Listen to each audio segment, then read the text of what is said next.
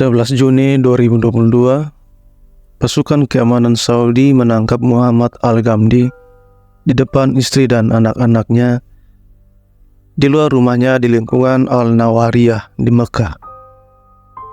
Mereka membawanya ke penjara Al-Dahban di sebelah utara Jeddah, di mana dia ditahan di sel isolasi selama 4 bulan. Keluarganya tidak dapat menghubunginya selama penahanan itu, dan dia tidak memiliki akses ke pengacara dan akses kesehatan.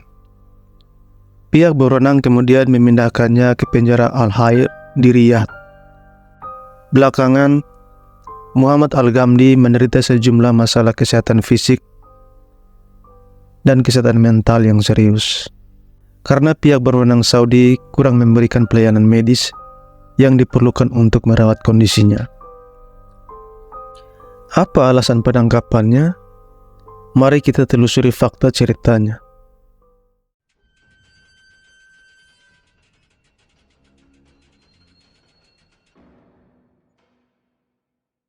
Muhammad Al-Ghamdi memiliki saudara laki-laki bernama Said bin Nasser, yang adalah seorang cendekiawan Islam Saudi terkenal dan kritikus terhadap pemerintah. Said bin Nasser tinggal di pengasingan di Inggris untuk menghindari ancaman penangkapan dan penjara akibat memberikan pendapat demokrasinya. Dalam sebuah tweet pada tanggal 24 Agustus, Said bin Nasser menulis bahwa penangkapan Muhammad Al-Ghamdi bertujuan untuk membuat dia kesal secara pribadi setelah gagalnya upaya pengembalian dia ke negara Saudi. Pihak berwenang Saudi dalam beberapa tahun terakhir semakin melakukan tindakan pembalasan terhadap anggota keluarga para pengkritik dan pembangkang di luar negeri dengan berbagai macam upaya.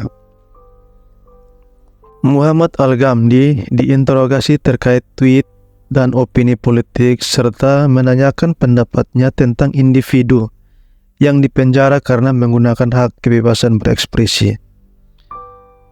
Muhammad Al-Ghamdi mengkritik beberapa tindakan kerajaan Saudi terhadap hak-hak asasi manusia, dan salah satunya ia menyerukan pembebasan Salman Al-Auda, seorang ulama terkemuka yang mengalami kemungkinan hukuman mati atas berbagai tuduhan yang tidak jelas terkait dengan pernyataan politik, asosiasi, dan posisinya, dan juga cendekiawan Islam terkemuka lainnya yang dipenjara.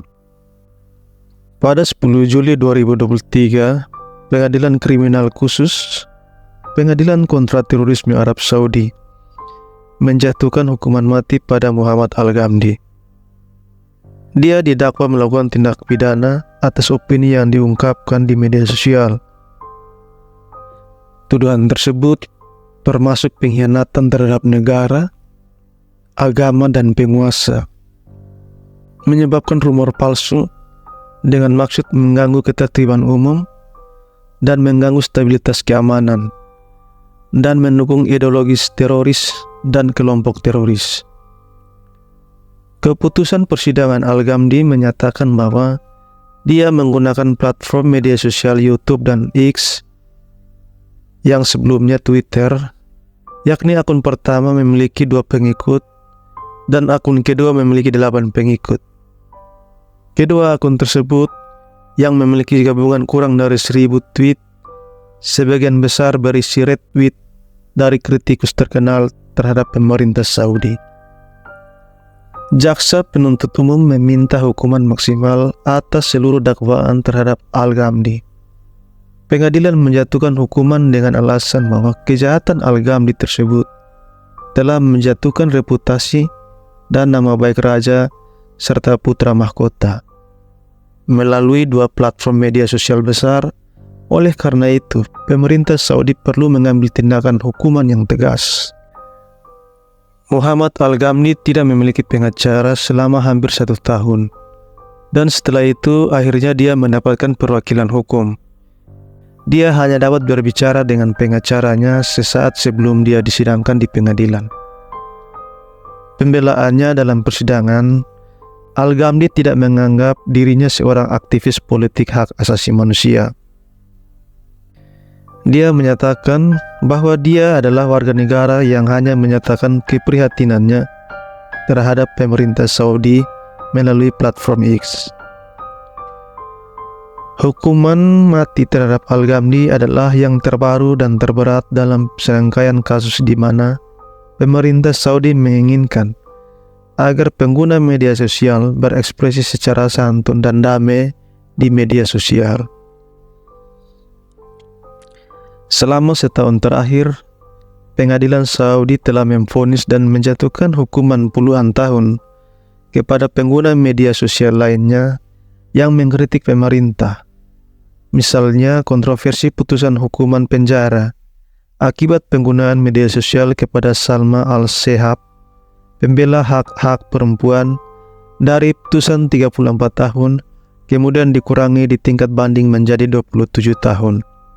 Dan pengadilan juga menjatuhkan hukuman kepada Loujain Al-Hathloul, seorang pejuang hak-hak perempuan. Dia dijatuhi hukuman hampir 6 tahun penjara, namun masa hukuman 2 tahun dan 10 bulannya ditangguhkan. Hukuman mati Muhammad Al-Ghamdi juga mendapat perhatian dari berbagai media Eropa dan media Amerika. Berikut wawancara Fox News dengan putra mahkota Saudi.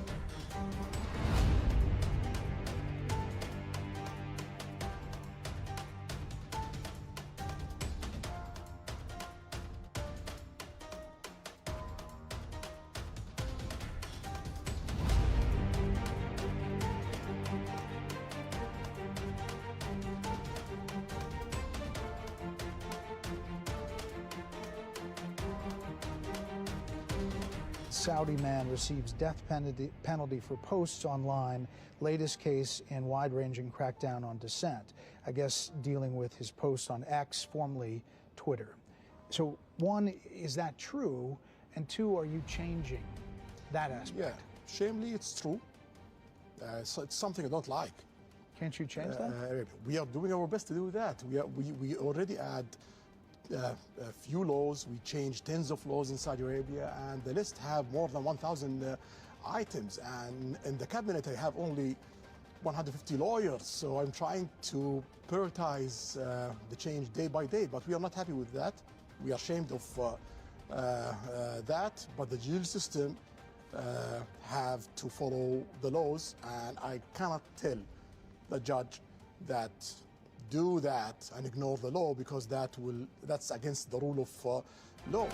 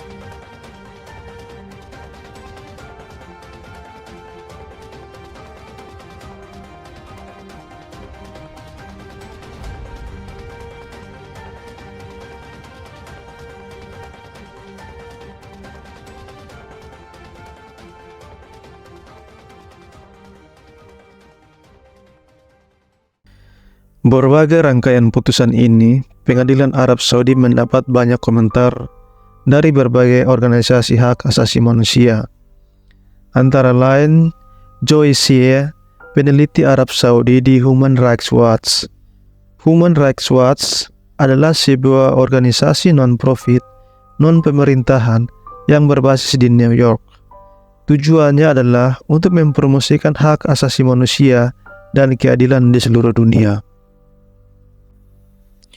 Penggiat media CNN, Hendy Attai Alam, seorang produser media internasional di Atlanta, juga merespon pemberitaan ini dan mencoba menghubungi Kementerian Kehakiman dan Kementerian Dalam Negeri Arab Saudi untuk memberikan komentar, tetapi belum menerima tanggapan hingga berita ini dimuat pada Jumat 1 September 2023. Reaksi netizen dan berbagai tokoh masyarakat menentang hukuman mati yang dijatuhkan ke Muhammad Al-Ghamdi. Salah satunya disampaikan oleh Lina Al-Hatul, Kepala Monitoring dan Advokasi dari lembaga asal London, Al-QST. Al-QST adalah organisasi nirlaba independen yang bekerja untuk membela hak asasi manusia di Arab Saudi. Para ahli dari organisasi-organisasi hak asasi manusia membuat pelaporan khusus dan mengeluarkan pernyataan telah menandatangani petisi bersama menentang hukuman mati Muhammad Al-Ghamdi. Pelapor khusus adalah bagian dari apa yang dikenal sebagai prosedur khusus Dewan Hak Asasi Manusia. Prosedur khusus yang merupakan badan ahli independen terbesar dalam sistem hak asasi manusia yang menangani situasi negara tertentu atas isu-isu tematik di seluruh belahan dunia. Para ahli prosedur khusus bekerja atas dasar sukarela. Mereka bukan staf PBB dan tidak menerima gaji atas pekerjaan mereka. Mereka independen dari pemerintah atau organisasi manapun dan bertugas dalam kapasitas masing-masing. Dalam tayangan ini, kriminal dunia sulit menemukan isi dari tweet Muhammad Al-Ghamdi di media sosial X. Jika teman-teman mempunyainya, bisa dibagikan di kolom komentar. Bagaimana menurut teman-teman? Apakah pantas seorang dihukum mati karena memberikan pendapat dan kritikannya? Berikan pendapat teman-teman di kolom komentar. Sampai jumpa.